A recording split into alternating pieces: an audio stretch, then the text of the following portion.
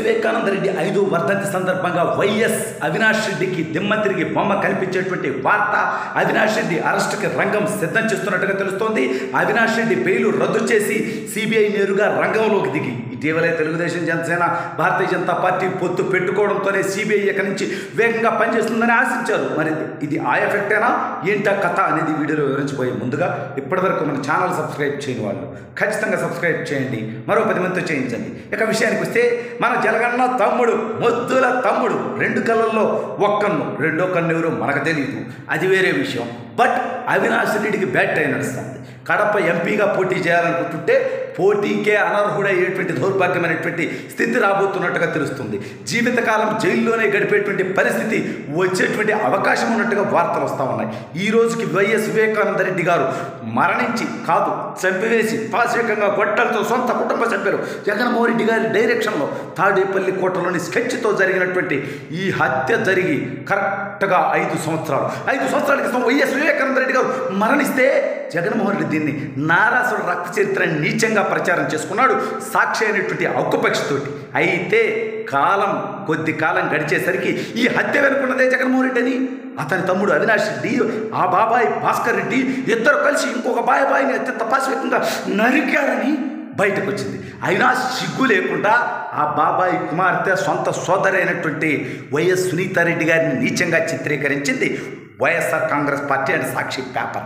YS Vivekananda Reddy గారికి రంకులు అంటగట్టి అక్రమ సంబంధాల వల్ల జరిగినటువంటి హత్య అని చెప్పి ఆ పేపర్లో సిగ్గుగా రాసింది. అంటే రాజశేఖర రెడ్డి తమ్ముడు జగన్మోహన్ రెడ్డి బాబాయ్ అక్రమ సంబంధాలు పెట్టుకునేటువంటి నీచుడు అని చెప్పదలుచుకున్నారా మీరు అవినాష్ రెడ్డిని కాపాడుకోవడం కోసం? అయితే ఇప్పుడు ఆ విషయం పక్కన పెడితే ఆ కేసులో కీలక నిందితుడు అప్రూవర్గా మారినటువంటి వ్యక్తి దస్తగిరి, డ్రైవర్ దస్తగిరి. ఈ దస్తగిరి అప్రూవర్గా మారడంతోనే సంచలన విషయాలు వెలుగులోకి వచ్చాయి. డబ్బు ఎవరిది, స్కెచ్ ఎవరిది, మ్యాప్ ఎవరిది, వేసేసింది ఎవరు, దేంతో వేశారు, ఎప్పుడు వేశారు, ఎలా వేశారు, దాన్ని వెనపడింది ఎవరు, మాట్లాడింది ఎవరు, బెదిరించింది ఎవరు, భయపెట్టింది ఎవరు, బతిమాడింది ఎవరు అని మొత్తం విషయాలు బయటకు రావడం జరిగింది. అయితే ఆ దస్తగిరిని చేసేద్దామని మ్యాప్ వేసి జైల్లో పెట్టారు. సరే, బెయిల్ మీద బయటకు వచ్చాడు, అది వేరే విషయం. అయితే ఇప్పుడు ఆ దస్తగిరి హైదరాబాద్లో ఉన్నటువంటి తెలంగాణ హైకోర్టులో వైఎస్ అవినాష్ రెడ్డి బెయిల్ రద్దు చేయాలి, అతను ఎంపీగా ఉన్నాడు, అతని అన్న ముఖ్యమంత్రిగా ఉన్నాడు కాబట్టి సాక్షుల్ని, సహనిందితుల్ని అందరినీ కూడా బెదిరించి భయపెట్టి ప్రలోభాలకు గురి చేసేటువంటి అవకాశం ఉంది. నన్ను అదేవిధంగా బెదిరిస్తున్నారు, భయపెడుతున్నారు, ప్రలోభాలకు గురి చేస్తున్నారు, కాబట్టి అవినాష్ రెడ్డి బెయిల్ రద్దు చేయండి అని చెప్పడం జరిగింది. సరే, ఆ బెయిలే ఒక డ్రామా, అదొక నీచం, అదొక దౌర్భాగ్యం. దాంట్లో సిబిఐ పాత్రను కూడా అనుమానించారు చాలామంది రాష్ట్ర ప్రజలు.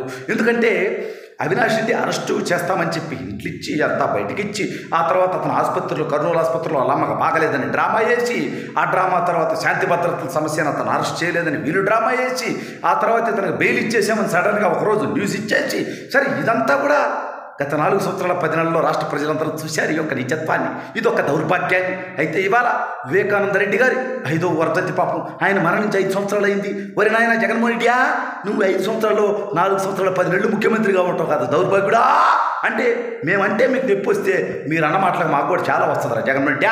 అయితే సర్లే కానీ ఇప్పుడు సబ్జెక్ట్ ఏంటంటే జగనా, ఇప్పుడు నువ్వు ముఖ్యమంత్రిగా ఉండి మీ బాబాయిని వేసేసిన వాళ్ళని ఎందుకు కనిపెట్టలేదు, ఎందుకు వాళ్ళని శిక్ష పడే విధంగా చేయలేదు అనొచ్చు. సిబిఐ ఎంక్వైరీ జరుగుతుందని, ఆ సిబిఐ ఎంక్వైరీ నువ్వే వద్దన్నావు. సరే, సిబిఐ ఎంక్వైరీ జరుగుతుంది అనుకుంటాం. నీ దగ్గర ఉన్నటువంటి ఆధారాలు, నీ అనుమానాలు ఆ సిబిఐకి ఇవ్వచ్చు కదా. అదేవిధంగా సిబిఐని పదే డిమాండ్ చేయాలి కదా. నువ్వు మా బాబాయిని వేసేసిన శిక్షించాలి అని చెప్పి జగన్మోహన్ రెడ్డి ఇప్పుడన్నా మాట్లాడా? ఈ రాష్ట్ర ప్రజలు ఇప్పుడన్నా చూశారా? సరే, సునీతారెడ్డి వేసింది అనుకుందాం కాసేపు, సునీతారెడ్డి భర్త రాజశేఖర రెడ్డి నరికాడు అనుకుందాం కాసేపు, వాస్తవం అనుకుందాం. లేదు చంద్రబాబు నాయుడు గారే కోసారు అనుకుందాం, లోకేష్ గారి గొడ్డలతో దెబ్బేసారు అనుకుందాం వివేకానంద రెడ్డి మీద. కానీ మరి ఈ విషయాన్ని త్వరగా తేల్చి చంద్రబాబు నాయుడు గారికి శిక్ష చేయండి, లోకేష్ గారిని జైలుకి పంపించండి, లేకపోతే సునీతారెడ్డిని అరెస్ట్ చేయండి, రాజశేఖర రెడ్డిని గుర్తు చేయండి అని చెప్పి నువ్వు డిమాండ్ చేయాలి కదా జగన్మోహన్ రెడ్డి. ఎందుకంటే నీ తండ్రికి సొంత తమ్ముడు కదా, నీ తండ్రి కోసం 30 ఏళ్ళు రాజకీయాల్లో ఉన్నాడు కదా, అదేవిధంగా నీ కోసం ఎంపీ స్థానాన్ని త్యాగం చేశాడు కదా జగన్మోహన్ రెడ్డి. నీకు సిగ్గు ఎక్కుంటే, మానవ మర్యాద ఉంటే, నువ్వు మనిషివైతే, నీకు విలువలుంటే, నీకు విశ్వసనీయత ఉంటే, నువ్వు మాట తప్పనోడు అయితే, నువ్వు మడం తిప్పనోడు అయితే బొక్కరోది కబుర్లన్నీ చెప్పడంగా జగన్మోహన్ రెడ్డి నువ్వు సిబిఐని ఎందుకు డిమాండ్ చేయాలా? 4 సంవత్సరాల 10 నెలలుగా ఎందుకు ఈ కేసు ఎంతవరకు వచ్చింది అనేటువంటి అంశం మీద నువ్వు ఎప్పుడన్నా ఒక్కసారన్నా మాట్లాడడం జరిగిందా? అదేవిధంగా నీ మీద అత్యంత ఘోరమైనటువంటి ఆరోపణలు వస్తే ఎప్పుడన్నా నువ్వు సమాధానం చెప్పింది ఉందా?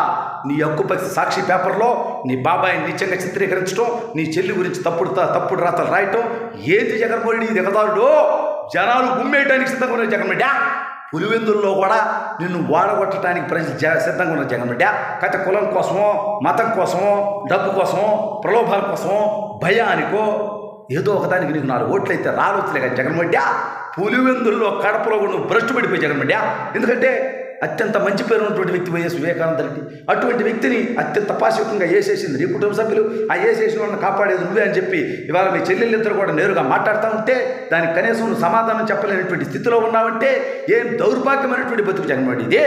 నువ్వు నిజంగా నువ్వు చెప్పే నీతి పతివ్రత కబుర్లు నిజమైతే నీలాంటి ముఖ్యమంత్రి పదవికి రాజీనామా చేసి ఈ కేసు ఖచ్చితంగా ఒక దిగిన తర్వాతనే ముఖ్యమంత్రి అయితే ఈ నిందలు నేను భరించలేను అని మగాడివైతే, పోటుగాడివైతే, పుసుకుడు అయితే ఒక్కసారన్నా డిమాండ్ చేయలేకపోతే మేము జగన్మోహన్ రెడ్డి